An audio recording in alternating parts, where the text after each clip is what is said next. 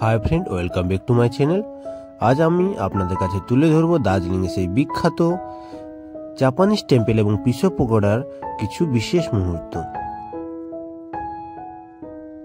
Main गेटे पौंछानोर आगे आपनि चारिदिके देखते पारबेन प्राकृतिर एक अपूर्व सौंदर्य।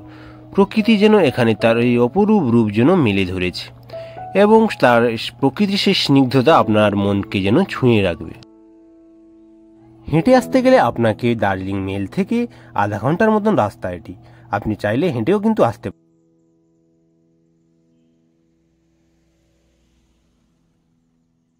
অথবা আপনাকে 7 পয়েন্ট সাইট সিটিং বুকিং করতে হবে।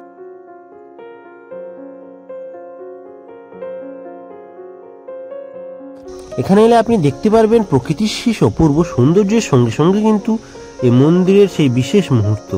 এটা হচ্ছে মন্দিরের সেই ফ্রন্ট গেট।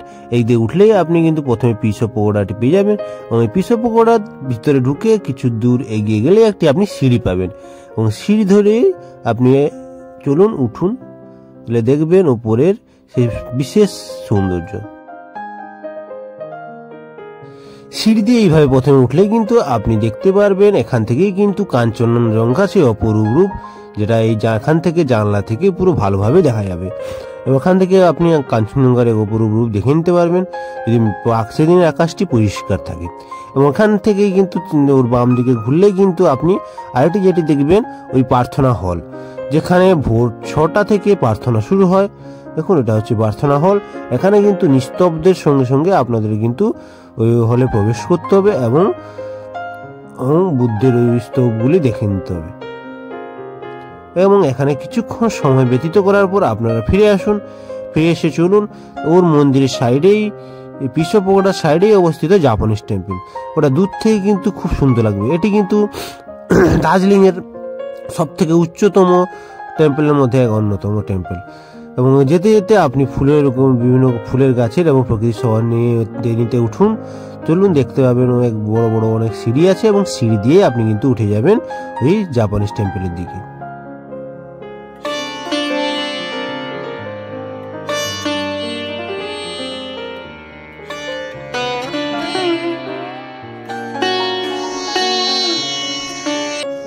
এখানে উঠলেই সত্যি কিন্তু মনে হবে পুরো যেন দার্জিলিং শহরটা এখান থেকে যেন পুরো এক চক্ষুতে একদম ভালোভাবেই দেখা যাচ্ছে এবং এখানের প্রকৃতিও এই মন্দিরের সঙ্গে যেন মিশে মিশে একাকার।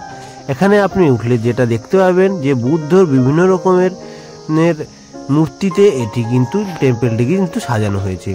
এখানে বুদ্ধ সেই 4 অবতারের সঙ্গে সঙ্গে বুদ্ধর নীলা এবং বুদ্ধ কিভাবে তার ধর্মকে পৃথিবীতে এনেছিলেন এবং সরিয়ে দিয়েছিলেন সবই কিন্তু আপনি এই টেম্পলের মধ্যে কিন্তু দেখতে পেয়ে যাবেন। ধরুন, আপনারা আস্তে আস্তে দেখুন।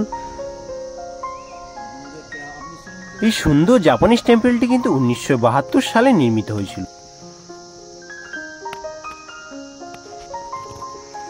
এখানে জাপানিদের ঐতিহ্যশালী বুদ্ধের অনেকগুলি স্তূপ এবং পেগোডা কিন্তু দেখতে পাবেন আপনি।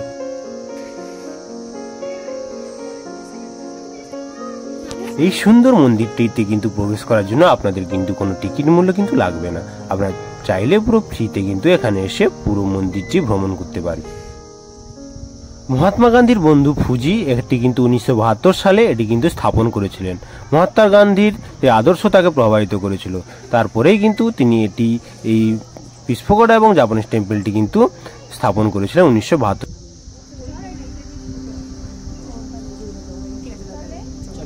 দ্বিতীয় বিশ্বযুদ্ধের ধ্বংসলীলায় তিনি খুবই কিন্তু বিচলিত হন।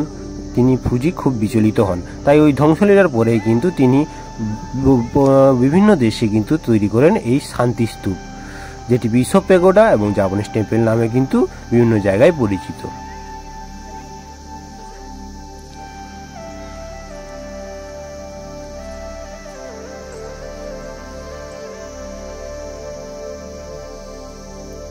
বুদ্ধের সমস্ত অবতার কিন্তু এখানে ভালোভাবেই কিন্তু বর্ণনা করা হয়েছে।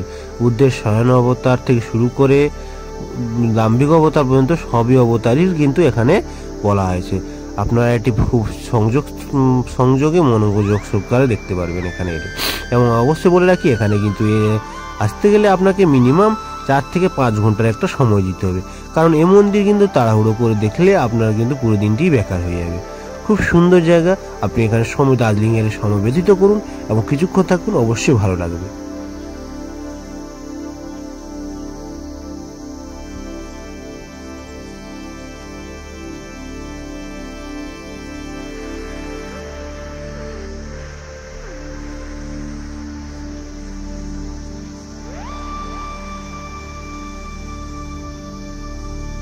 সত্যি অপূর্ব শোভা লাগবে, তার সঙ্গে সেই অপূর্ব প্রকৃতির কোলাহল, মন্দিরটি মিলেমিশে একাকার, সুন্দর লাগবে। আপনি আসুন, খুব ভালোই লাগবে।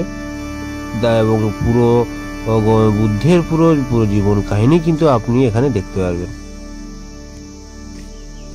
উপবিষ্ট, দণ্ডায়মান, শায়িত এবং ধ্যানস্থ, এই 4টি মূর্তি দ্বারাই কিন্তু গৌতম বুদ্ধের পুরো জাপানিজ টেম্পল মন্দিরটি কিন্তু সাহিত্য অর্থাৎ সজ্জিত রয়েছে। এই সুন্দর মূর্তিগুলি কিন্তু আপনাদেরকে খুবই দারুণ লাগবে।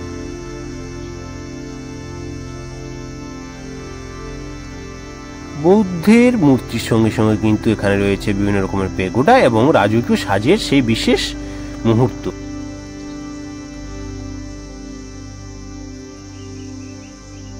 এর দৈর্ঘ্য 28.5 মিটার এবং ব্যাসার্ধ 23 মিটার। এটি কিন্তু জাপানের বিভিন্ন রকমের কলা কৌশল দ্বারা কিন্তু নির্মিত হয়েছে।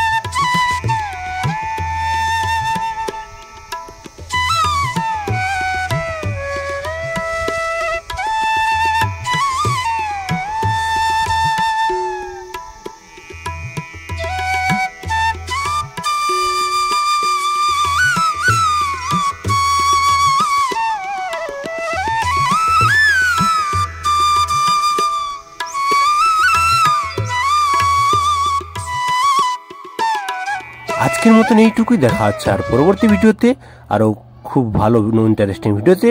তাই সঙ্গে থাকুন, অবশ্যই চ্যানেলটিকে লাইক এবং সাবস্ক্রাইব করে রাখবেন আর নতুন নতুন ভিডিও পাওয়ার জন্য। ধন্যবাদ এবং অবশ্যই যদি ভালো লাগে কমেন্টে জানান কেমন লাগলো। দেখা হচ্ছে পরের ভিডিওতে।